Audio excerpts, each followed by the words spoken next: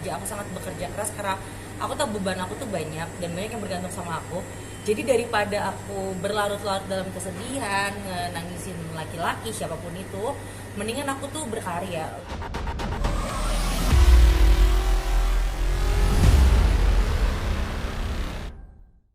Dikit mungkin Ya. diceritain terkait produk dulu mungkin ya. Oke. Kira-kira seperti apa gitu dan gimana proses dari pembuatan produk itu sendiri. Proses pembuatan itu 2 sampai 3 bulan ya dari aku ditawarinnya. Sebenarnya sih udah dari tahun lalu, cuman karena Jeffes juga sibuk kan, akhirnya 3 bulan lalu kita mulai proses. Terus kita mau konsepin seperti apa, target market kita seperti apa, terus rasanya mau seperti apa. Jadi mereka mau fruity, tapi karena aku suka creamy, aku dikasih kebebasan buat memilih. Akhirnya ya udah creamy aja, karena aku memang harus benar-benar pakai. Aku benar-benar harus suka sama produknya.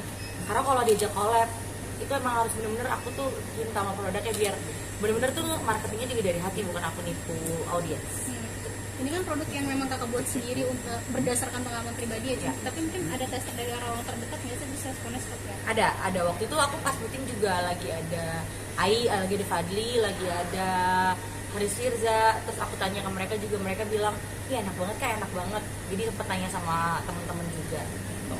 Ada dukungan dari orang terdekat kan mungkin dukungannya mungkin dukungan atau mungkin dukungan dari si sorry mantan suami sih dukung banget sih, dia supportif banget meskipun dia kompetitor, tapi dia bener-bener support sama yang aku lakuin ya kan. Aku juga ngakuin demi anak, dan emang kita udah berdamai juga, nggak ada masalah apa-apa, jadi kita saling support aja gitu.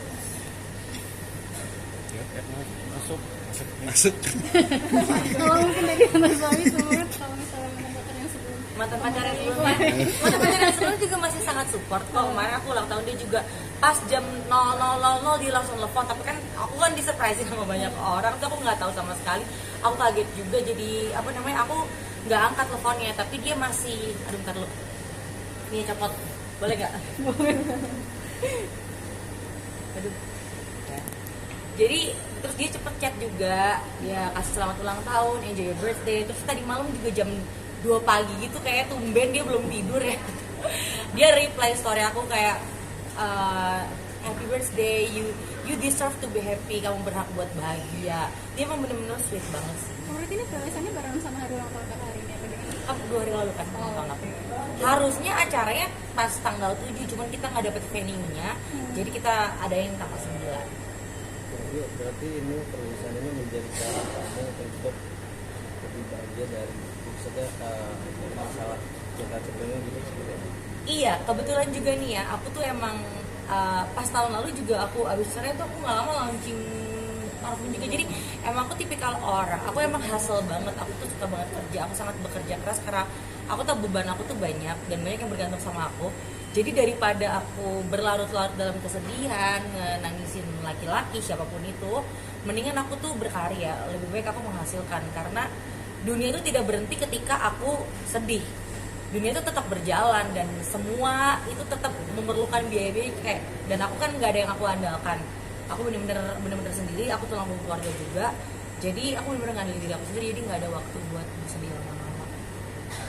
Tapi ini how it feels perasaannya sekarang gimana? Sebenarnya mixed feeling banget. Kemarin itu kan pas aku mau ulang tahun, kalau kalian tahu kan tahun lalu aku ulang tahun, aku 2 minggu kemudian aku pisah, aku viral.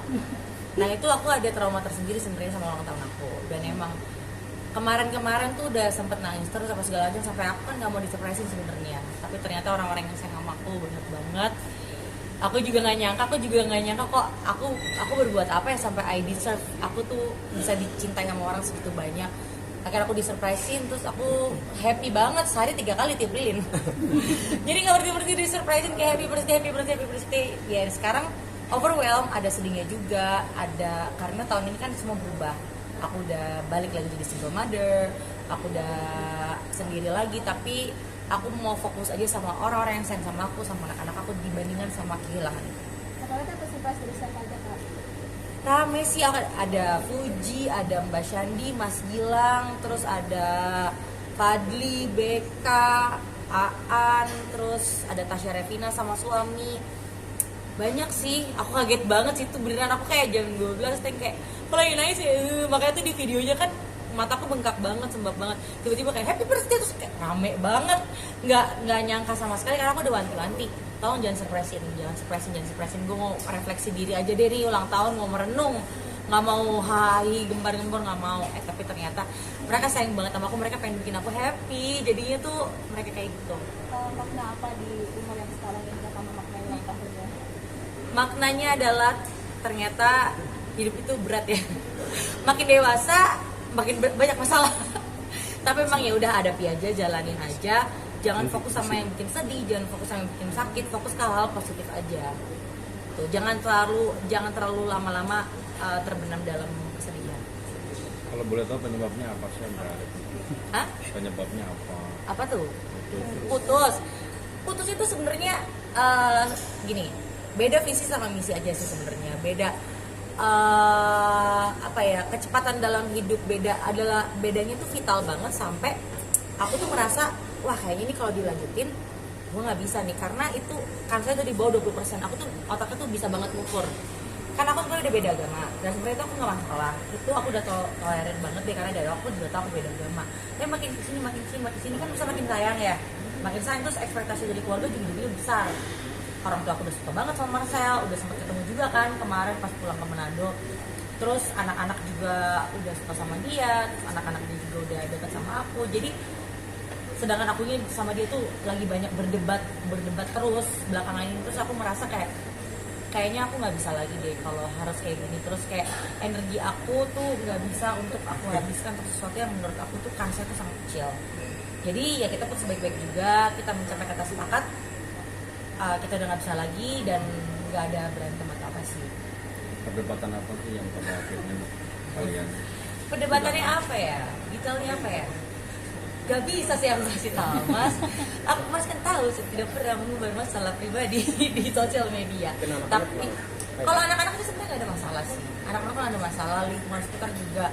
Ya ada pro dan kontra karena perbedaan agama, tapi sebenarnya nggak kayak gimana. Cuman memang masalah itu adalah fundamental banget dan vital banget. Jadi menurut aku kalau dilanjutin tuh memang harus itu sama kecil, apalagi ada perbedaan agama. Jadi vital. Jadi menurut aku susah untuk maju. Sempet nyariin aku tuh sebenarnya tuh dari 2 bulan lalunya tuh udah renggang. Terus kan aku ke Jepang tuh sempet kayak ayo kita perbaiki lagi, kayak aku juga nggak bisa nih kalau kehilangan kamu sekarang karena aku mau ulang tahun, masa ulang tahun aku kehilangan lagi, aku trauma banget. Tapi ternyata emang udah nggak bisa aja, emang udah nggak bisa memaksakan sesuatu yang emang udah nggak bisa. Nah aku belajar itu banget, karena yang kemarin aku tuh menikah, aku udah melihat banyak yang nggak bisa, aku terabas. Makanya sekarang aku belajar banyak dari teman aku yang sebelumnya, kayak kalau emang udah nggak bisa ya udah jangan paksain, nanti juga pasti ada yang lebih baik, lebih cocok.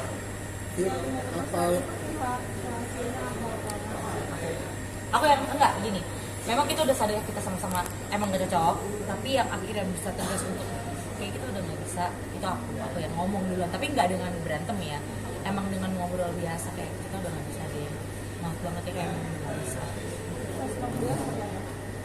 Dia langsung oke. Dia emang bukan tipikal yang kayaknya untuk mohon-mohon gitu, nggak ada kayaknya. Apa ada janjian dengan sahabat Fuji untuk jomblo pada tahun ini?